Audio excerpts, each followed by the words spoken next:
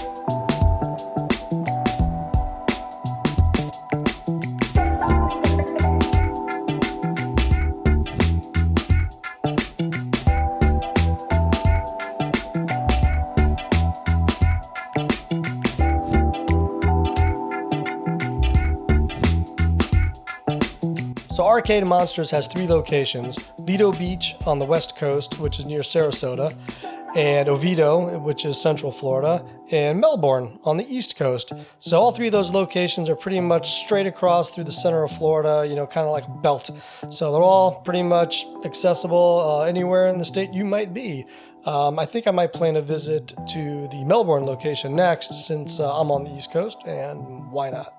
So they had a pretty good selection of retro games, as you saw, and they had a lot of rhythm games, Japanese, a lot of Japanese stuff. Now, I don't know what it was, but these Japanese rhythm games, I can't get into the rhythm of the music. So there was this one drumming game where you're actually like playing drums, and I kind of play drums. I mean, I'm no Neil fucking Peart, but I can play the drums a little bit.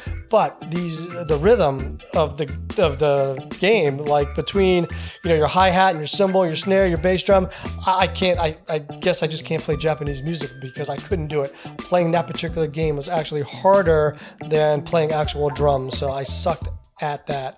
But they had a lot of really cool other rhythm games with like buttons and knobs you would turn and other crap like that. That's a lot of fun if you're into that sort of thing. But I mainly stuck to the retro stuff on this visit because of course that's what I'm into. But Japanese stuff is pretty cool too. So I got to get one thing off my chest right away: leg levelers. If you don't know what they are, they're at the bottom of the game. They kind of level the thing out. A little twist, keep the thing level. Some of the games were so unlevel. I mean, I'm sitting there wrenching the shit out of them, and they're bouncing all over the damn place, and that kind of threw me for a little bit. Now, I can deal with a LCD screen here and there. A few of the games did have LCDs. Not a huge deal. I mean, I get it. I rather an LCD than a busted up CRT, missing colors or weavy shit going on, or just crap. So you know what? The LCD is acceptable. I get it. I prefer the CRT, but I'm not a snob. I'm not an arcade snob. I can deal with the LCD. I'd rather a nice viewable game than a piece of shit on a CRT I can't see. So I appreciate that. So I was there that day with the wife and a couple of the kids, and there's literally something for everybody. Like I said, between all the Japanese rhythm shit, they had a lot of the newer racing games, motorcycle cars, all that kind of stuff.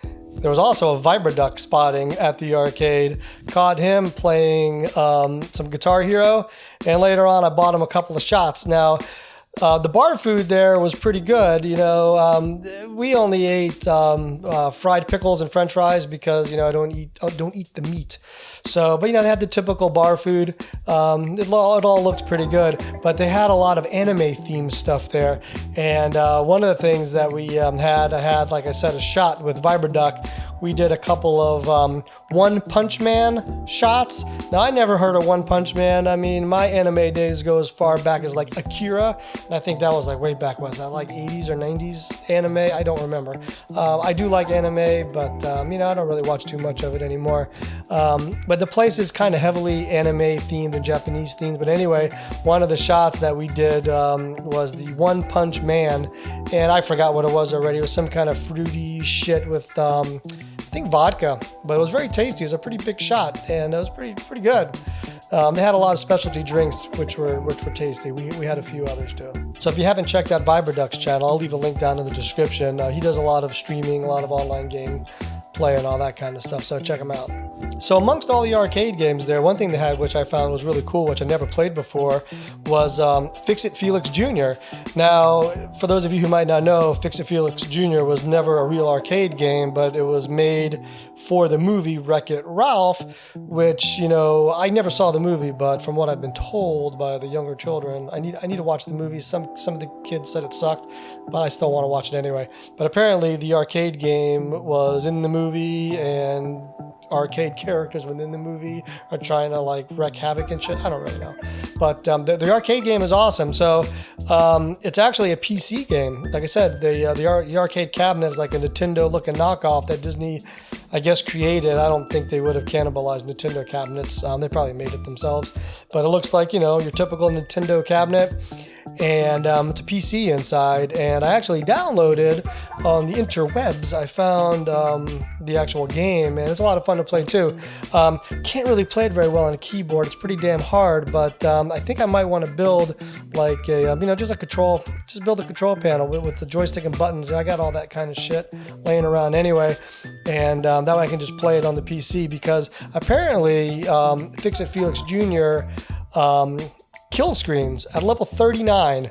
Now, I haven't looked this up myself to actually see it on video, but I read about it, and this might be my only opportunity to ever kill screen a game, because 39 levels I think is more doable than, you know, me ever getting to like level 255 or 56, whatever the frig it is, to kill screen something. It'll probably never happen. I did get to play a lot of my arcade favorites that they had. You know, I was playing them Donkey Kong, Dig Dug. They had Tron, Kung Fu.